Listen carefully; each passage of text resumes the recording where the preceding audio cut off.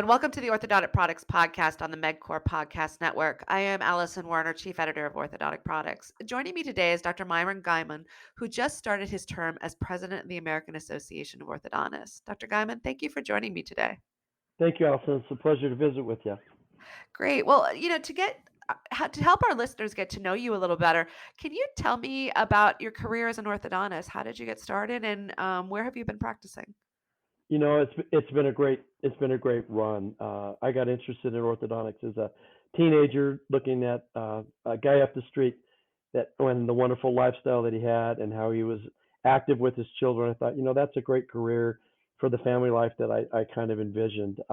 I practiced in northern Utah, the Intermountain area. I actually had offices in Wyoming, Idaho, and several offices here in Utah. I was trained at Baylor Dental College, Department of Orthodontics, which has since morphed into Texas A&M, which has been a good movement for them. It's a little hard for a Baylor boy to say Texas A&M, but it's a great program, and it's been a great, like I said, it's been a great life, far better than I could have ever imagined. I got involved with the AAO, believe it or not, at the component level, at the state the state Orthodontic Association.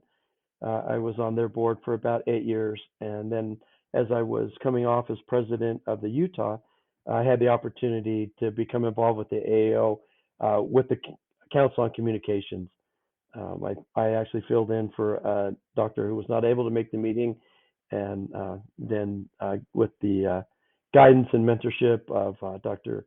Bill Gaylord, he allowed me to be involved with the council. I was there for 10 years, and then through that, got involved with the Rocky Mountain Society, worked through the chairs there, was president of that in 2012, and then became a trustee in 2014. It's been a great line. I say being great to be involved with organized dentistry, organized orthodontics, interacting with the members in some of these great programs that we have. Yeah. For anyone who's thinking about getting involved in leadership with the regional or the component associations, what would you say is the impact they can have by doing that? Well, I think it all begins with your component. Um, we are so much better together as a group. Many of the legislative and regulatory issues are at a state dental board level. And so being involved with the component, it gives you an opportunity to access those channels to make changes. We did that in Utah. We were able to run our own public awareness campaign for a while. We had some help with the legislature to clarify some things in the Dental Practice Act regarding specialty practices. And so I don't want to say that's the least common denominator, but that's probably the easiest entry portal for leadership in the AAO. There's not an AAO leader that does not welcome someone telling them that they'd like to be involved. There's a lot of ways to be involved with the AAO. Not all of them entail a 10-year or 14 or a 15-year commitment. We have many committees, ad hoc committees, task forces, things like that, where we tap into members' unique areas of expertise to work for a project. That project will have a lifespan and an endpoint, and then who knows where it goes from there. Well, let's talk about your term as AAO president. So, what do you see as your main focus, or what is your vision for your term?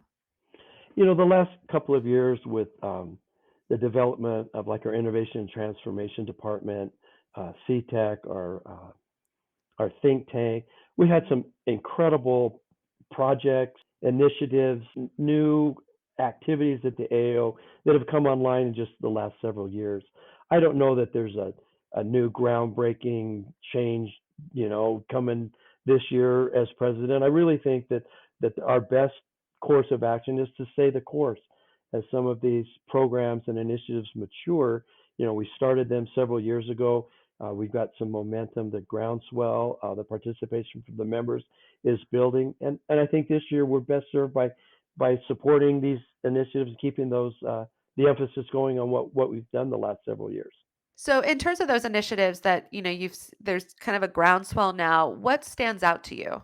I think probably the best example I can give you is our Tech Select initiative. This is something that came with our Committee on Technology, our CTEC.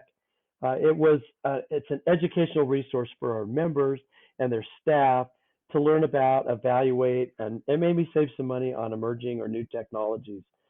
This came out in May of 2022. And initially it was on 3D printing and in-house aligner technologies, and not that one company or one product was better than another, but it was just kind of a clearinghouse of information where people could learn about this, maybe save some money. Our Tech Select partners do participate in our program, and that helps keep these kind of things rolling.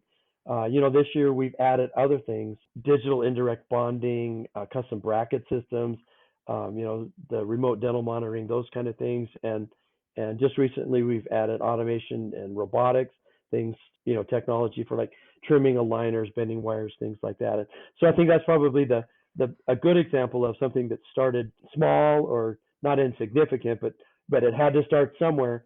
And over the years, as we continue the program, it just gets better and better. And I think that's kind of the flavor of the year that I'd like to see, is these initiatives and others much like it just get better and better. Well, and another initiative that was launched at this past AAO in Chicago was the new products.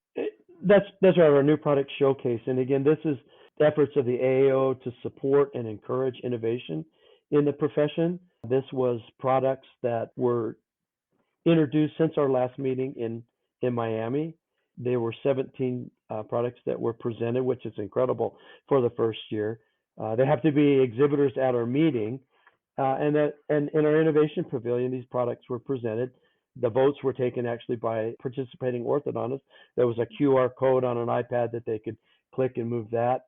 And this year's winners, not that any of them were losers, but this year the products that were voted on in our showcase, the best in show was DM Insights from Dental Monitoring, and this is just a way to use some analytics, data analytics, to refine office procedures, what works procedures, what products and stuff work best in their office. And again, just using that data analytics to become more efficient, more cost effective. Our second showcase winner was actually a product. It was Sparks Aligners. It was an integrated hook from Ormco, and it was a product that makes using elastics with aligners easier. I don't know what the word I'm looking for, but a better way perhaps to use elastics with aligners. And then our third place winner this year was the Slate Electric Flosser from Slate Dental, which was kind of an automatic flosser. It has a small head that allows you to get up underneath the brackets and the wires as an oral hygiene aid. I'm curious, you've been in this profession for some time. When you look at all this, how technology has impacted the field, especially in the last, 10 years with intraoral scanning and 3D printing alone, for you, what's really stood out about how the profession has adapted and changed? Well, I think no matter what the technology is or what it becomes, it still needs the doctor's guiding hand. There's still art and science to orthodontics. And so the technologies that are evolving make it uh, easier maybe for the patient to accept treatment. Mhm. The remote dental monitoring maybe makes it more convenient for them to have treatment monitored at a distance and maybe not in the office all the time. And again, where that's appropriate, that's very appropriate. But again, the underlying current is that whatever the technology is that there is a gentle guiding hand by a university trained orthodontic specialist to make sure Yeah. that we're doing the right things at the right time. The changes that came during COVID, I think we adapted Mm. to not being able to spend as much time with the patients necessarily. I hope that we don't ever lose that personal touch. Certainly, the collection of data and putting it in a form that can be easily researched later, the imaging and the scanning, those kind of things, I think are, if I was a researcher, to be able to have this kind of research in the form that it is would just be really exciting on how we develop new products, new materials, new techniques, things like that. Yeah. I was talking to a doctor yesterday in an interview, and he mentioned the fact that, a lot of these products are giving orthodontists a lot more information that can be used by researchers, which hasn't been there before, that level of data. So, Oh, if you think about, measuring plaster models or tracing a ceph or things like that, and the precision, the repeatability of a scan, with CBCT. Like I say, exciting times ahead. Looking forward to see what comes out of it. Like I say, all I see on the horizon is just light and bright. It's exciting, and again, under the careful guiding hand of a university trained orthodontist, I think is the important part, that we don't ever lose that part of what we do and how we do it. Yeah, exactly. Well, one of the AAO's other roles is to serve as an advocate for the profession and its members, at a federal level. So I'm curious what the AAO's main initiatives when it comes to Capitol Hill and then, also at the state level. That really hasn't changed much at the federal level. We still look for student loan relief, a way that we can be equitable with our, the tremendous debt service that our new residents come out with, to make sure that that debt service doesn't become an impediment to where or how these new orthodontists are able to practice. We'd like them to be able to have access to markets that may need more access to care. The sad fact is sometimes some areas don't support an orthodontist at a level that they can equitably service their debt and provide for their family. And so we're always looking at that. The RAISE Act is just something that we've worked on for a long time, which would allow health savings accounts to be used better to hold the benefit over time, so that people that are looking forward to orthodontic treatment would be able to stockpile their own resources to make it more affordable for when their children or their family members need orthodontics. That's always a big one for us. Believe it or not, we've had more success recently in the regulatory agencies. If you think about it, to have a bill passed takes literally an act of Congress, and that can take years and years and years, whereas a regulatory body can make changes more quickly. And so working with the Attorney General's office, we're working with the FDA, those kind of agencies, working with the regulatory bodies, they're able to help us safeguard the health and safety of the profession in a more timely manner. They can regulate how dentistry is provided, by whom, and so sometimes the inroads that we make, again, with our mode of always being to safeguard the health and safety of the public. That is always our number one motivation as we go into these advocacy efforts. You asked a little bit about the states. We are finding that that's where the rubber meets the road. State dental practice acts regulate, the practice of dentistry in that area. We have some new hires at the AAO that monitor things in the state dental board agendas, legal actions that take place in the state. We monitor those things. We have a component legal support fund, which is funded by our House of Delegates to $1 million every year, that we use to advocate in certain states that have issues that come up. And I would say that's been one of the biggest things that we've done in the last several years, is to have a network to be able to react responsibly, quickly, and in a timely fashion at a state dental board. We always involve the state Orthodontic Association, of course. We also try to coordinate our activities, the local state dental associations, to make sure that we're all working together, again, to safeguard the practice of dentistry and the health and safety of the public. That's been one of those things that has taken on a life of its own. We have a tremendous staff, the legal department at the AAO, Gianna, Trey, Nate, Andrew, some of the others there that I'm forgetting, I'm sure, to make sure that that we monitor those things and can react quickly and put people in place at the right times, the right places, so that the legal precedents are such that it promote the ideas that we espouse as being in the best interest of the public. I wanted to ask you about the consumer awareness program. Now, we at Orthodontic Products are actually doing a more in-depth interview with the AAO marketing manager soon on that issue. But the CAP just released a new campaign featuring 2 videos focused on mail order orthodontics and early treatment. I'm just curious to get your take on the CAP campaign and why those 2 issues to start: mail order orthodontics and early treatment. The CAP's something that is near and dear to me. This is where I got my start in my AAO involvement.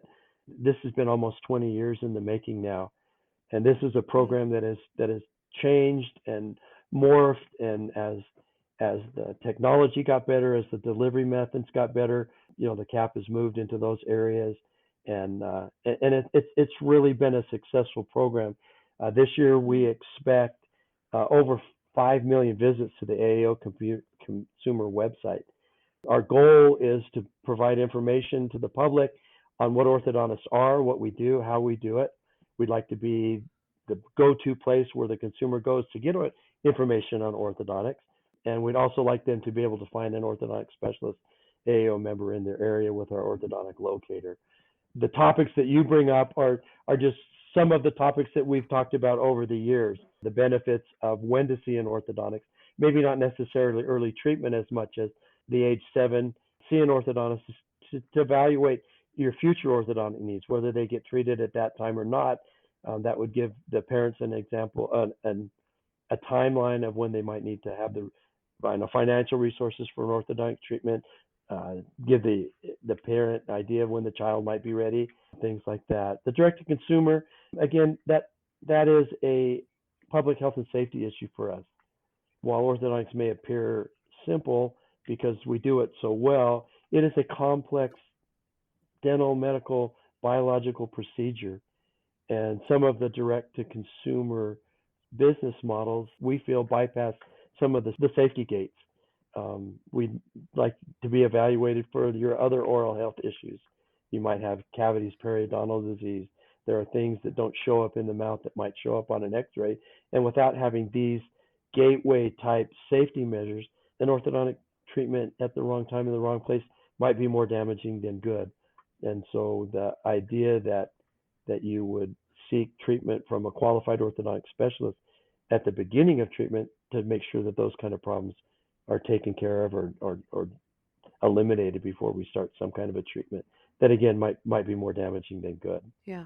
Do you have any advice to orthodontists or members on how to use the CAP resources to reach their community on these issues? You can like our Facebook page, and that's a good way to do it. Our Instagram, our social media guides. That's probably the best way to do it. And then to be sure that, believe it or not, to be sure that your contact information and your office information is correct on our orthodontic locator, so that when people in your area seek information about orthodontics, that they know how to find you, that they can be sure and find you. And believe it or not, that's been an issue in the past. Offices change and phone numbers change, or website addresses, email addresses change, and just to make sure those kind of things are current and up to date.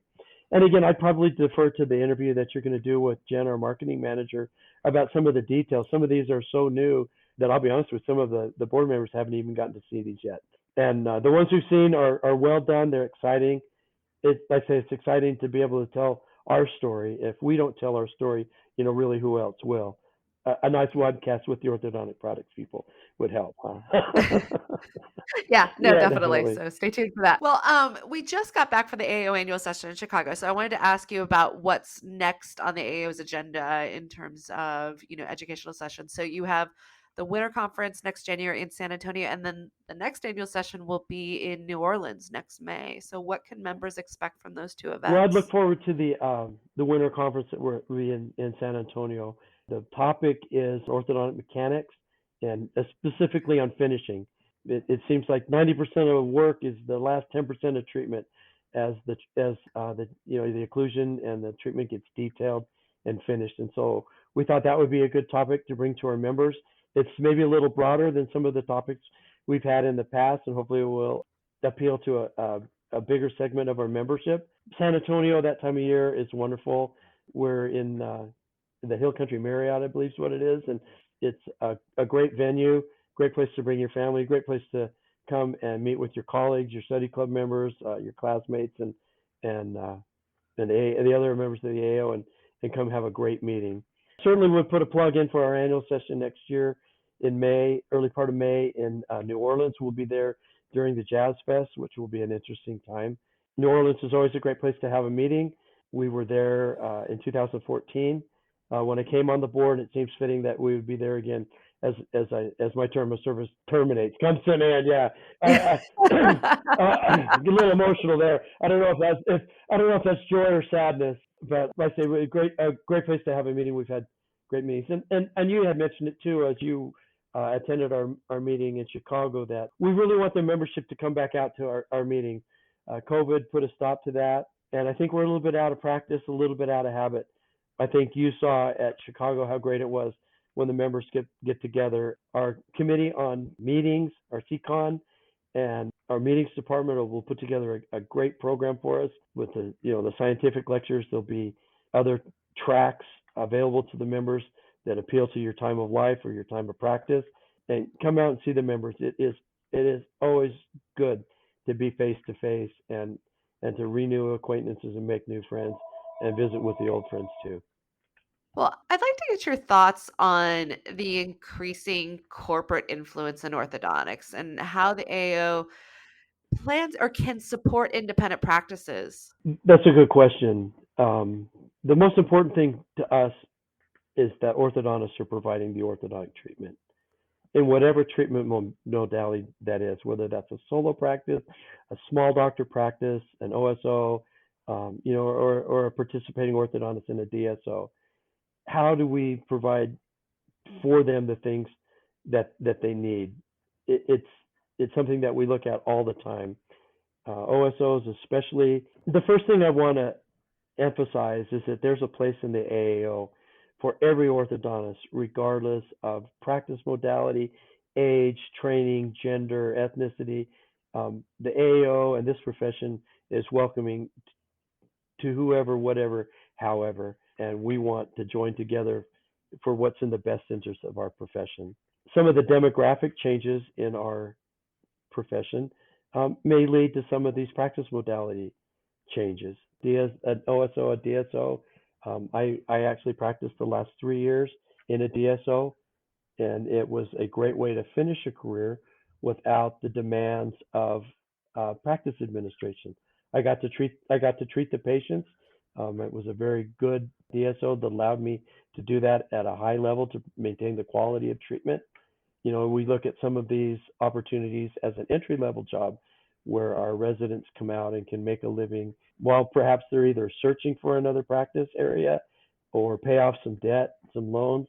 And I think at the AAO, our concern is that how do we provide for them what they need? So probably one of the most important things was that these orthodontists would communicate with their AAO leaders on the kind of things that they need from us that we can provide for them. CE opportunities, networking opportunities. We have a job fair and a job board where jobs can be posted. People looking for opportunities can post and things like that. Again, whatever's good for orthodontics is good for the AAO. And that's one we want to be sure is that we are promoting the art and science of orthodontics however we can for these. How that is, I think that's going to, like our other programs, this is relatively new, the growth of this corporate environment, and we're going to have to grow with it.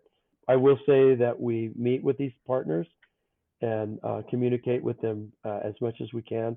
And again, any of those leaders in the OSOs, DSOs that are listening, please reach out and let us know what it is that you feel like you need that we can do to help your employees, your doctors, to do the best job that they can for you and us. I wanted to ask about, diversity and inclusivity across the board in a number of professions is an issue. What is the AAO doing to tackle diversity and inclusivity within the profession? This can be a really hard question for us because we don't get AAO members until after they've been to ortho school and after they've been to dental school and after they've been to college and high school before that. And so where is the engagement point that we can have with these underrepresented groups?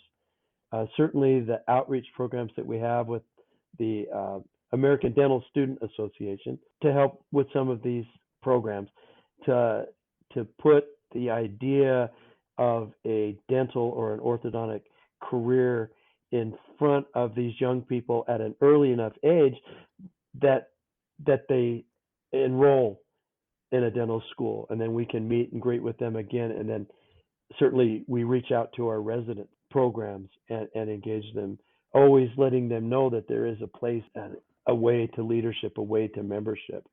But where we don't self-select our members, I think the onus on us is to make sure that we have resources upstream to invite these underrepresented groups into our profession. And again, at the AAO level, our special committees on inclusion and engagement, especially with our women orthodontics group, seminars on how to break down barriers to leadership, and sometimes just a group that meets together that can talk about like things at like times is a way to engage them.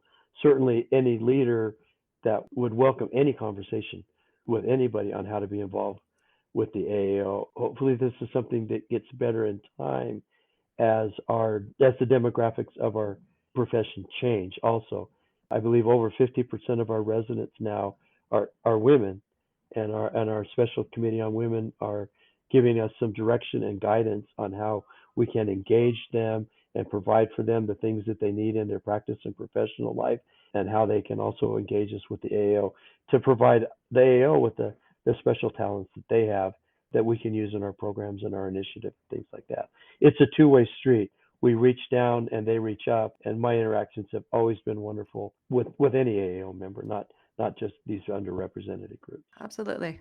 Okay. Well, my last question, what is your message to orthodontists listening to this podcast today? What role do you see them playing in achieving the goals or the goals you see for the AAO and during your term? Be involved, be engaged. Our PAC, our political action group, is only participated by 3.6% of our members. And yet our advocacy issues are one of the things that our members identify as some of the most important things that we do. But we have a very little participation from our general membership in that way. What would I tell an orthodontist right now is, my gosh, what a wonderful time there is to be an orthodontic. Like I say, that the advances in the technology is just going to make us be better and better and better. Like I say, the things that they can do in research, the efforts that we're making advocacy to protect our profession and to protect the health and safety of the public.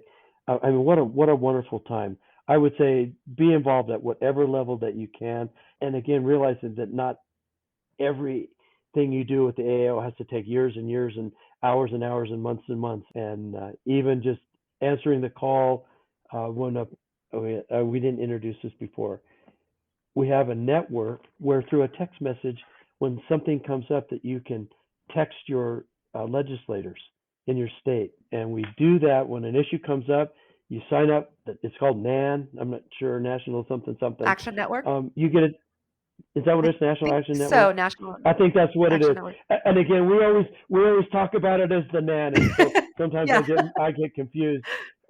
There's not just a few things that we do at the AAO, but you get a text message that says, hey, you can send a message to your state and federal legislators. Bam, you hit that. The letter goes out that the AAO thinks this is good for the profession, for our members, for the public, and we would like you to support this bill. Those kind of things are the way that our grassroots members can make a big difference.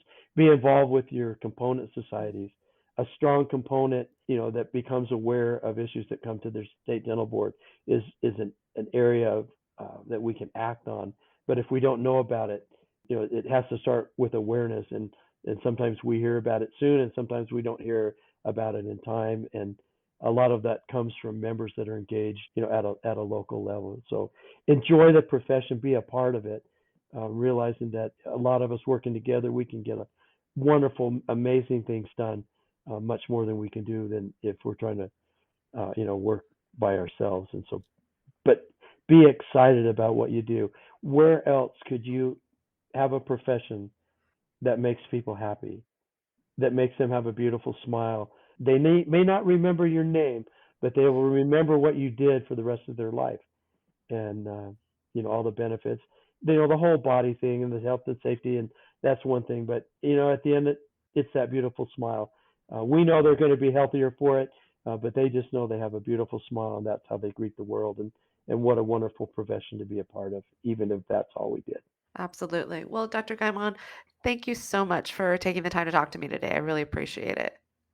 Appreciate it, Alison, and appreciate what all you do for our members. Great. Well, and to our listeners, be sure to subscribe to the Medqor Podcast Network to keep up with the latest Orthodontic Products podcast episodes, and visit orthodonticproductsonline.com to keep up with the latest orthodontic industry news. Until next time, take care.